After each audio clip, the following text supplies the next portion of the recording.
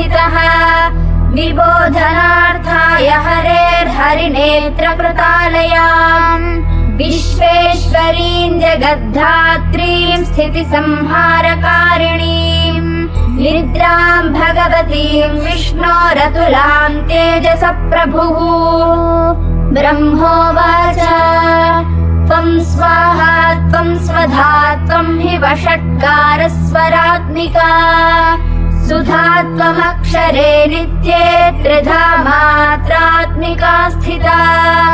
अर्धमात्रा स्थिता नित्यायानुच्चार्या विशेषतः त्वमेव सन्ध्या सावित्री त्वं देवि जननी परा त्वयैतद्धार्यते विश्वं त्वयैतत्सृज्यते जगत् त्वयैतत्पाल्यते देवि त्वमत्स्यन्ते च सर्वदा विसृष्टौ सृष्टिरूपा त्वं स्थितिरूपा च पालने तथा संहृतिरूपान्ते जगतोऽस्य जगन्मये महाविद्या महामाया महामेधा महास्मृतिः महामोहा च भवति महादेवी महासुरी प्रकृतिस्त्वं च सर्वस्य गुणत्रय विभाविनी कालरात्रर्महारात्रर्मोहरात्रिश्च दारुणा त्वं श्रीस्त्वमीश्वरी त्वं ह्रीस्त्वं बुद्धिर्बोधलक्षणा लज्जा पुष्टिस्तथा तुष्टिस्त्वं शान्तिः शान्तिरेव च खड्गिनी शूलिनी घोरा गदिनी चक्रिणी तथा शङ्खिनी चापिनी बाणभुषण्डी परिघायुधा सौम्या सौम्यतरा शेष सौम्येभ्यस्त्वति सुन्दरी परा पराणां परमा त्वमेव परमेश्वरी यच्च किञ्चित् क्वचित् वस्तु सदसद्वाखिलात्मिके तस्य सर्वस्य या शक्तिः सा त्वं किं स्तूयसे तदा यया त्वया जगत् स्रष्टा जगत्पात्यक्रियो जगत् सोऽपि निद्रावशन्निद्रः कस्त्वां स्तोतुमिहेश्वरः विष्णुः शरीरग्रहणमहमीशान एव च कारितास्ते यतो तस्त्वां कस्तोतुं शक्तिमान् भवेत् सा त्वमित्थं प्रभावैः स्वैरुदारैर्देवि संस्तुता मोहयैतौ दुराधर्षा वसुरौ मधुकैटभौ प्रबोधं च जगत्स्वामी नीयतामच्युतो लघु बोधश्च क्रियतामस्य हन्तुमेतौ महासुरौ तामम्बिकामखिलदेव महर्षि पूज्यां भक्त्या नता स्म विदधातु शुभानि सानः यस्या प्रभावमतुलं भगवाननन्तो ब्रह्मा हरश्च न हि वक्तुमलं बलं च सा चण्डिकाखिल जगत्परिपालनाय नाशाय चाशुभभयस्य मतिं करोतु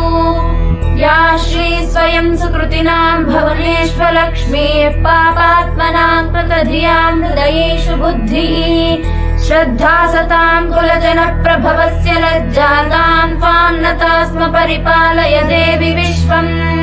किं वर्णयाम तव रूपमचिन्त्यमेतत् किञ्चातिवीर्यमसुरक्षयकारि भूरि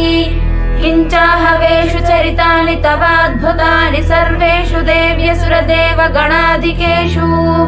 हेतुः समस्त जगतां त्रिगुणापि दोषैर्नग्नायसे हरिहरादिभिरप्यपारा सर्वाश्रयाखिलमिदं जगदंशभूतमव्याकृता हि परमा प्रकृतिस्त्वमाद्या यस्याः समस्तसुरता समुदीरनेन तृप्तिं प्रयाति सकलेषु मखेषु देवी स्वाहा शिवै पितृगणस्य च तृप्तिहेतुरुच्चार्यसे त्वमथ एव जनैः स्वधा च या मुक्तिहेतुरविचिन्त्य महाव्रता त्वमभ्यस्यसे सुनियतेन्द्रियतत्त्वसारैः मोक्षार्थिभिर्मुनिभिरस्त समस्तदोषैर्विद्यासि सा भगवती परमा हि देवी शब्दात्मिका सुविमलर्घ्यजुषान्निधानमुद्गीतरम्यपदपाठवतां च साम्ना देवी त्रयी भगवती भवभावनाय वार्ता च सर्वजगतां परमार्तिहन्त्री मेधासि देवि विदिताखिल शास्त्रसारा दुर्गासि दुर्गभवसागरनौरसङ्गा श्रीकैटभारि हृदयैककृताधिवासा गौरी त्वमेव शिशिमौलिकृतप्रतिष्ठा ईषत्सहासममलं परिपूर्णचन्द्रबिम्बानुकारि कनकोत्तमकान्तिकान्तम् अत्यद्भुतं प्रहृतमातरुषा तथापि वक्त्रं विलोक्य सहसा महिषासुरेण दृष्ट्वा तु देवि कुपितं भ्रुकुटीकरालमुद्यच्छशाङ्कसदृशच्छवियन्न सद्यः प्राणान् मुमोच महिषस्तदतीव चित्रं वैर्जीर्यते हि कुपितान्तकदर्शनेन देवि प्रसीद परमा भवती भवाय सद्यो विनाशयसि कोपवती कुलानि विज्ञातमेतदधुनैव यदस्तमेतन्नीतं बलं सुविपुलं महिषासुरस्य ते सम्मता जनपदेषु धनानि तेषां येषांसि न च सीदति धर्मवर्गः धन्यास्त एव निभृतात्मज भृत्यदारा येषां सदाभ्युदयदा भवति प्रसन्ना धर्म्यानि देवि सकलानि सदैव कर्माण्यत्यादृत प्रतिदिनं सुकृती करोति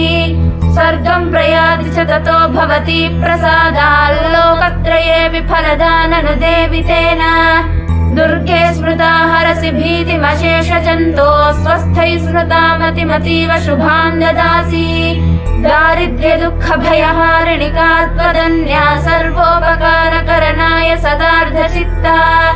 येभिर्हतैर्जगदुपैति सुखं तथैते कुर्वन्तु नाम नरकाय चिराय पापम् संग्राम मृत्युमधिगम्य दिवं प्रयान्तु मत्वेति नूनमहितान् विनिहंसि देवी दृष्ट्वैव किन्न भवति प्रकरोति भस्म सर्वासुरानरिषु यत्प्रहिनोषि शस्त्रम् लोकान् प्रयान्तु रिपवोऽपि हि शस्त्रपूता इत्थं मतिर्भवति तेष्वपि तेति साध्वी खड्गप्रभानिकरविस्फुरणैस्ततोग्रैः शूलाग्रकान्तिनिभेन दृशोऽसुराणाम् यन्नागता विलयमंशुमदिन्दुखण्डयोग्याननं तव विलोकयतां तदेतत् दुर्वृत्तवृत्तशमनं तव देवि शीलं रूपं तथैतदविचिन्त्यमतुल्यमन्यैः वीर्यं च हन्तृहृतदेव पराक्रमाणां वैरिष्वपि प्रकटितैव दया त्वयेत्थम् केनोपमा भवतु तेऽस्य पराक्रमस्य रूपं च शत्रुभयकार्यतिहारि कुत्र चित्ते कृपा समनरिष्ठुरता च दृष्टा त्वय्येव देवि वरदे भुवनत्रयेऽपि त्रैलोक्यमेतदखिलं रिपुनाशनेन त्रातं त्वया समरमूर्धनि तेऽपि हत्वा नीतादिवं रिपुगणाभयमप्यपास्तमस्माकमन्मदसुरारिभवन्नमस्ते शूलेन पाहि नो देवि पाहि खड्गेन चाम्बिके घण्टास्वनेन नः पाहि चापज्यानिस्वनेन च प्राच्यां रक्ष प्रतीच्यां च चण्डिके रक्ष दक्षिणे ब्राह्मणेनात्मशूलस्य उत्तरस्यां तथेश्वरी सौम्यानि यानि रूपाणि त्रैलोक्ये विचरन्ति ते यानि चात्यर्थघोराणि तैरक्षांस्मांस्तथा भुवम् खड्गशूलगदादीनि यानि चास्त्राणि तेऽम्बिके करपल्लवसङ्गीनि तैरस्मान् रक्ष सर्वतः विष्णुमायां प्रतुष्टुः देवा ऊचुः नमो देव्यै महादेव्यै शिवायै सततं नमः नमः प्रकृत्यै भद्रायै नियता प्रणता स्मताम् रौद्रायै नमो नित्यायै गौर्यै धात्र्यै नमो नमः ज्योत्स्नायै चेन्दुरूपिण्यै सुखायै सततं नमः कल्याण्यै प्रणतां वृद्ध्यै सिद्ध्यै कुर्मो नमो नमः नैऋत्यै भूभृतां लक्ष्मै शर्वाण्यै ते नमो नमः दुर्गायै दुर्गपारायै सारायै सर्वकारिण्यै ख्यात्यै तथैव कृष्णायै धूम्रायै सततं नमः अतिसौम्यातिरौद्रायै नतास्तस्यै नमो नमः नमो जगत्प्रतिष्ठायै देव्यै कृत्यै नमो नमः या देवी सर्वभूतेषु विष्णुमायेति शब्दिता नमस्तस्यै नमस्तस्यै नमस्तस्यै नमो नमः या देवी सर्वभूतेषु चेतनेत्यभिधीयते नमस्तस्यै नमस्तस्यै नमस्तस्यै नमो नमः या देवी सर्वभूतेषु बुद्धिरूपेण संस्थिता नमस्तस्यै नमस्तस्यै नमस्तस्यै नमो नमः या देवी सर्वभूतेषु निद्रारूपेण संस्थिता नमस्तस्यै नमस्तस्यै नमस्तस्यै नमो नमः या देवी सर्वभूतेषु क्षुधारूपेण संस्थिता नमस्तस्यै नमस्तस्यै नमस्तस्यै नमो नमः या देवी सर्वभूतेषु छायारूपेण संस्थिता नमस्तस्यै नमस्तस्यै नमस्तस्यै नमो नमः या देवी सर्वभूतेषु शक्तिरूपेण संस्थिता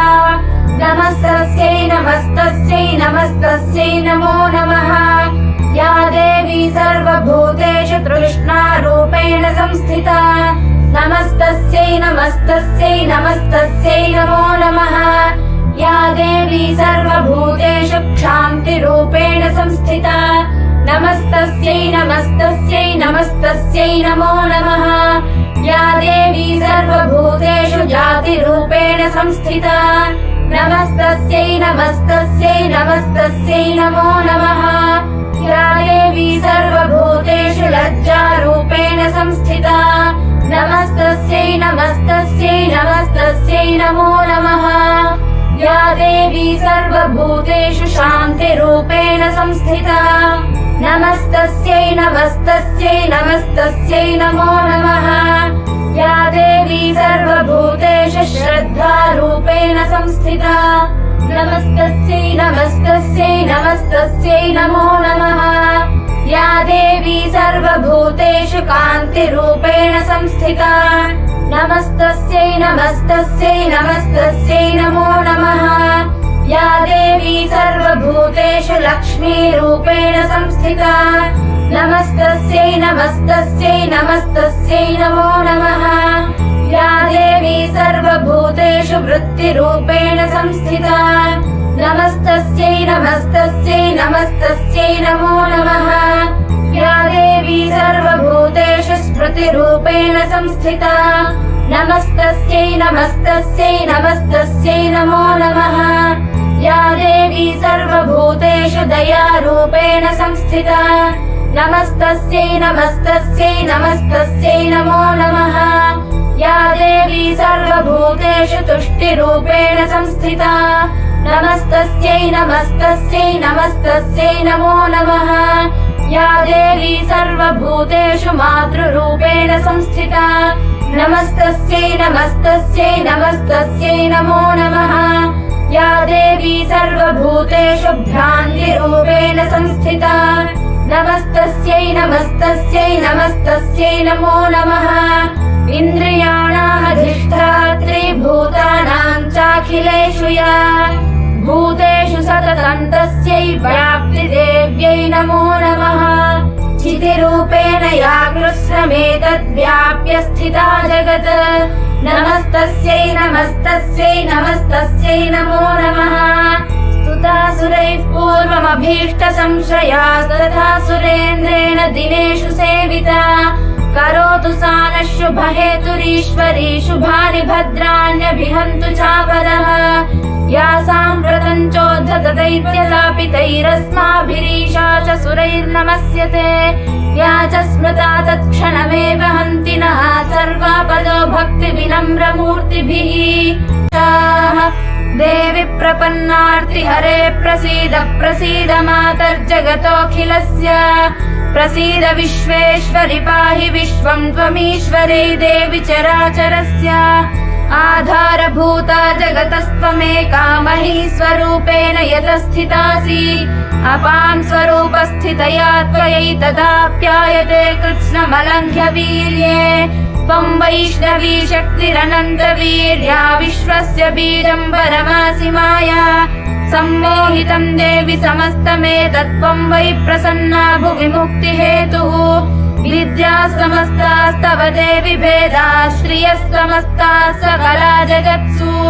त्वयैकया मूर्तितमम्बयैतत्का ते स्तुतिस्तव्य परापरोक्तिः सर्वभूता यदा देवी स्वर्गमुक्तिप्रदायिनी त्वं स्तुता स्तुतये गावा भवन्तु परमोक्तयः सर्वस्य बुद्धिरूपेण जनस्य हृदि संस्थिते स्वर्गापवर्गदे देवि नारायणि नमोऽस्तुते कलाकाष्ठादिरूपेण परिणामप्रदायिनी विश्वस्योपरतौ शक्ते नारायणि नमोऽस्तुते सर्वमङ्गलमाङ्गल्ये शिवे सर्वार्थसाधिके शरण्ये त्र्यम्बके देवि नारायणि नमोऽस्तुते सृष्टिस्थितिविनाशानां शक्तिभूते सनातनी गुणाश्रये गुणमये नारायणि नमोऽस्तुते शरणागतदीनार्तपरित्राणपरायणे सर्वस्यार्तिहरे देवि नारायणि नमोऽस्तुते हंसयुक्तविमानस्थे ब्रह्माणी रूपधारिणी कौशाम्भः क्षरिके देवि नारायणि नमोऽस्तुते त्रिशूलचन्द्राहिधरे महावृषभवाहिनी माहेश्वरी स्वरूपेण नारायणि नमोऽस्तुते मयूरपुक्कुटवृते महाशक्तिधरे नघे कौमारी रूपसंस्थाने नारायणि नमोऽस्तुते शङ्खचक्रगदाशार्ङ्गगृहीत परमायुधे प्रसीद वैष्णवी रूपे नारायणि नमोऽस्तुते गृहीतोग्रमहाचक्रे दंश्रो धृतवसुन्धरे वराहरूपिणि शिवे नारायणि नमोऽस्तुते नृसिंहरूपेणोग्रेण हन्तुम् दैत्यान् कृतोद्यमे त्रैलोक्यत्राणसहिते नारायणि नमोऽस्तुते किरीटिनि महावज्रे सहस्रनयनोज्ज्वले वृत्रप्राणहरे चैन्द्रि नारायणि नमोऽस्तुते शिवदूती स्वरूपेण हतदैत्यमहाबले घोररूपे महारावे नारायणि नमोऽस्तुते दंष्ट्राकरालवदने शिरोमाला विभूषणे चामुण्डे मुण्डमथने नारायणि नमोऽस्तुते लक्ष्मीलज्जे महाविद्ये श्रद्धे पुष्टिस्वधे ध्रुवे महारात्रि महाविद्ये नारायणि नमोऽस्तुते मेधे सरस्वतिवरे भूतिबाभ्रवितामसि नियते त्वं प्रसीदेशे नारायणि नमोऽस्तुते सर्वस्वरूपे सर्वेशे सर्वशक्तिसमन्विते वयेभ्यस्त्राहि नो देवि दुर्गे देवि नमोऽस्तुते एतत्ते वदनं सौम्यं लोचनत्रयभूषितम् पातु नः सर्वभीतिभ्यः कात्यायनि नमोऽस्तुते ज्वालाकरालमत्युग्रमशेषासुरसूदनम् त्रिशूलं पातु नो भीतेर्भद्रकालि नमोऽस्तुते इनस्ति दैत्यतेजांसि स्वनेनापूर्यया जगत् सा घण्टा पातु नो देवि पापेभ्यो नः सुतानि वा असुरासृग्वसा पङ्कचर्चितस्ते करोज्ज्वलः शुभाय खड्गो भवतु चण्डिके त्वान्नता वयम् रोगानशेषानपहंसि तुष्टारुष्टादु कामान् सकलानभीष्टान् त्वामाश्रितानान्न विपन्नराणाम् त्वामाश्रिताह्याश्रयताम् प्रयान्ति एतत्कृतं यत्कदनन्द्वयाद्य धर्मद्विषाम् देवि महासुराणाम् रूपैरनेकैर्बहुधा त्वमूर्तिम् कृत्वाम्बिके तत्प्रकरोति कान्या विद्यासु शास्त्रेषु विवेकदीपेष्वाद्येषु वाक्येषु चकात्पदन्या मम त्वगर्तेति महान्धकारे विभ्रामयत्येतदतीव विश्वम् रक्षांसि यत्रोग्रविशाश्च नागा यत्रारयोदस्यु बलानि यत्र दावानलो यत्र तथाब्धिमध्ये तत्र स्थिता त्वम् परिपासि विश्वम् विश्वेश्वरि त्वम् परिपासि विश्वम् विश्वात्मिका धारयसीति विश्वम् विश्वेशवन्द्या भवति भवन्ति विश्वाश्रया ये त्वयि भक्तिनम्राः देवि प्रसीद परिपालय नोरभीतेर्नित्यं यथा सुरवधादधुनैव सद्यः पापानि सर्वजगतां प्रशमन्नयाशु उत्पातपाकजनितांश्च महोपसर्गान् प्रणतानां प्रसीद त्वं देवि विश्वार्तिहारिणी त्रैलोक्यवासिनामीड्ये लोकानां वरदा भव।